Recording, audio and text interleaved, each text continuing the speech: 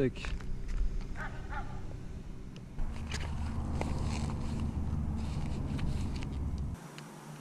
Microphone. Ok, on va faire un petit clap. Bonjour à tous, bienvenue sur Passion Vélomobile. Une question qu'on me pose souvent lorsqu'on a affaire à un vélomobile rapide, performant comme le Bulk, c'est sa capacité à recevoir des bagages, à rouler au quotidien pour un usage un petit peu vélo-taf. Du coup, j'en profite pour faire la vidéo du jour. Nous allons vérifier sa capacité bagage, son rayon de braquage, sa maniabilité en général et enfin sa garde au sol pour voir s'il y a une limite qui peut exister sur ces 3 points. Je vais mettre la GoPro sur le front. Comme ça, vous allez voir à peu près ce que je vois. Le casque, je l'ai utilisé en arrivant. Celui-ci, il est en principe sur la tête de préférence. Sur l'intérieur, on va devoir retirer le siège pour avoir un accès plus pratique à l'habitacle. Et là, on a tout le fond qui est déjà un peu rempli. J'ai mis des affaires à moi. Ça peut être représentatif d'un usage un peu chargé, mais sans être non plus en condition de voyage. Je n'ai pas de tente. Par contre, j'avais mon trépied pour l'appareil photo. J'ai 2-3 affaires spécifiques à cette vidéo. Mais on va essayer de se projeter pour voir ce que ça donne.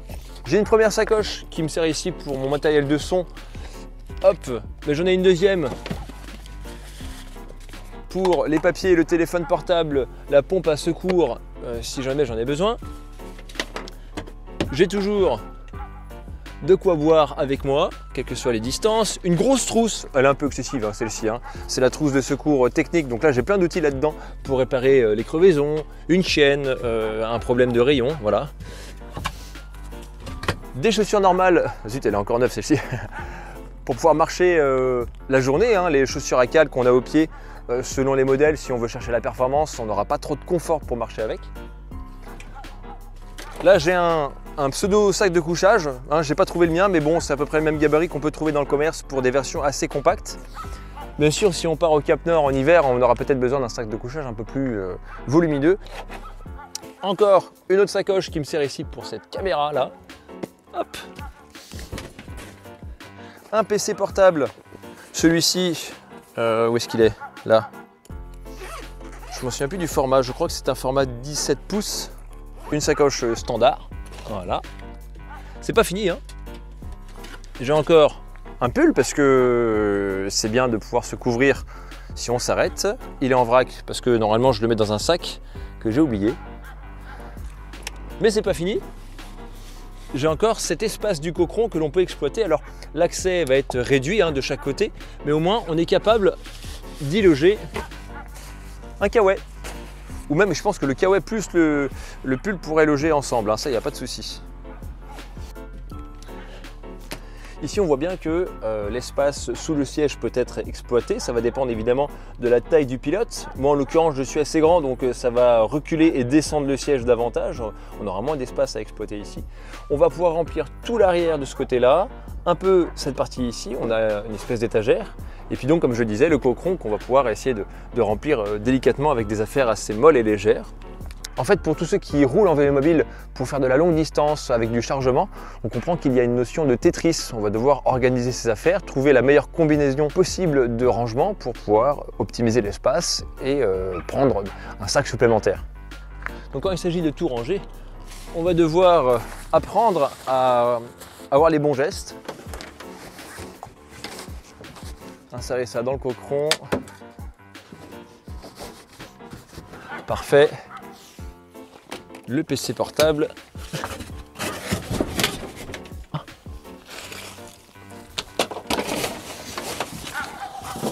Les 2 sacoches d'un côté.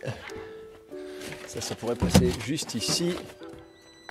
La gourde accessible. La trousse de secours, elle peut aller là. Ah. L'autre sacoche ici. Le casque sur la tête, les chaussures peut-être sous le siège. Voilà, je suis sûr que le siège va pouvoir être compatible avec les chaussures à cet endroit-là. Et bien là, je suis à peu près certain d'avoir déjà gagné un peu d'espace par rapport à tout à l'heure. Ce qui veut dire que là, toute cette partie-là, elle est encore exploitable. Donc là, je peux clairement ajouter un gros baluchon avec les habits pour une semaine, si on est raisonnable.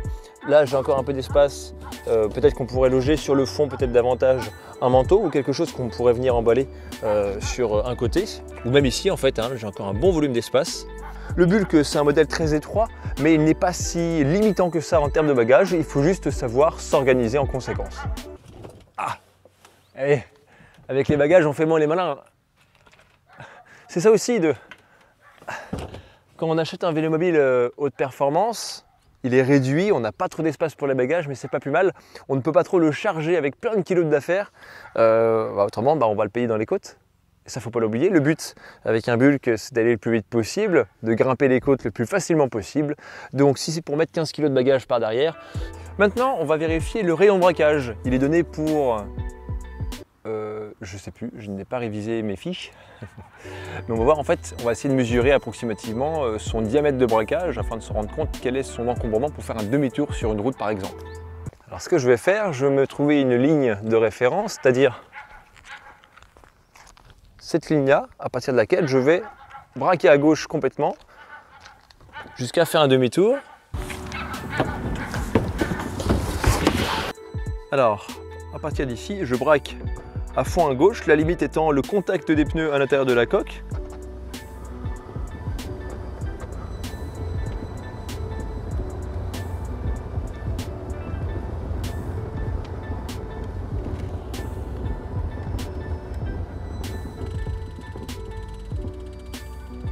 Allez, hop.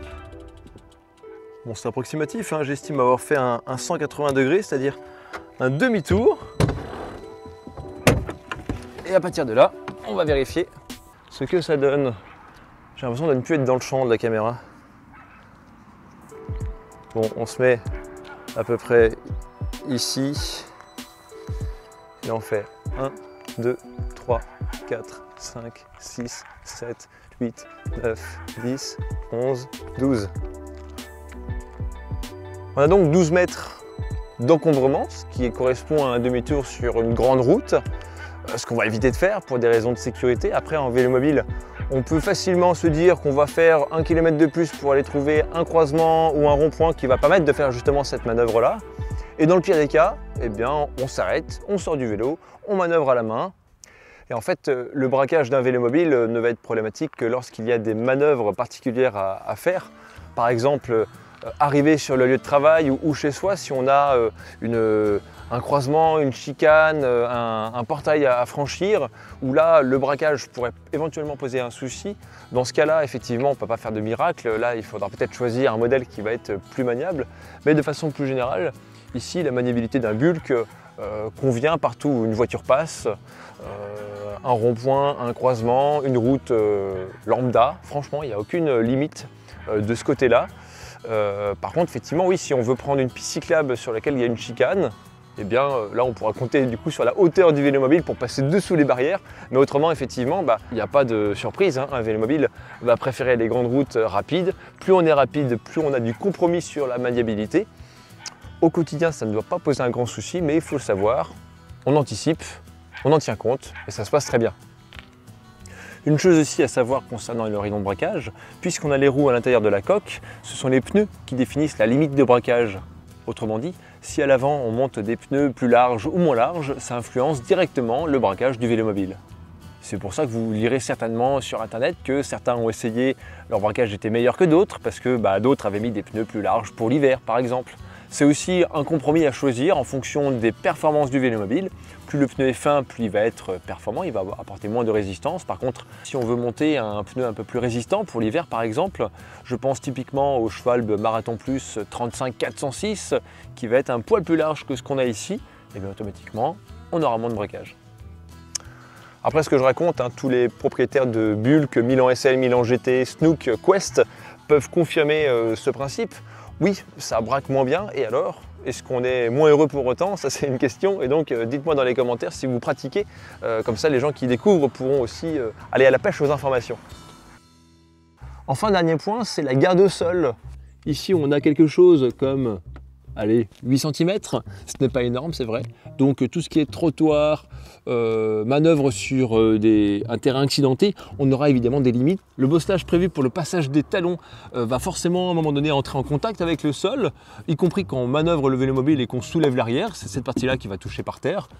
Ce qu'il faut retenir, c'est que sur la route, s'il y a des ralentisseurs légaux, ça fonctionne, ça passe sans problème. Par contre, si on a affaire à un ralentisseur hors norme qui poserait problème même pour les automobiles, bien sûr, en vélomobile, on va être aussi concerné, ça va frotter.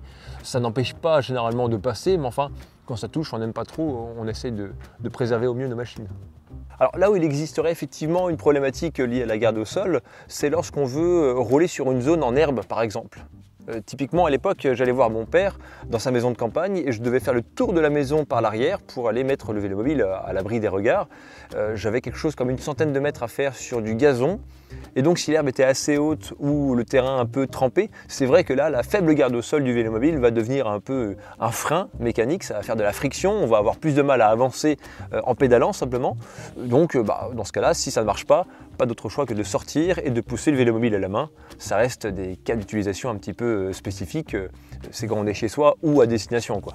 En fait, rouler avec un vélomobile sportif au quotidien, ce n'est absolument pas impossible. Au contraire, il va même nous inciter à prendre un minimum d'affaires puisqu'on va pouvoir épargner quelques kilos qu'on prendrait plus facilement si le vélomobile le permettait.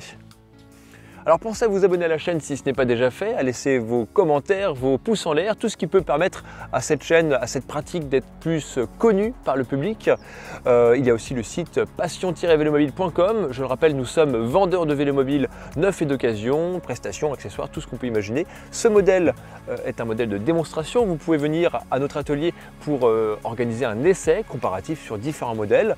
Qu'est-ce que je peux dire de plus, si ce n'est à très bientôt pour une prochaine vidéo sur Passion Vélomobile.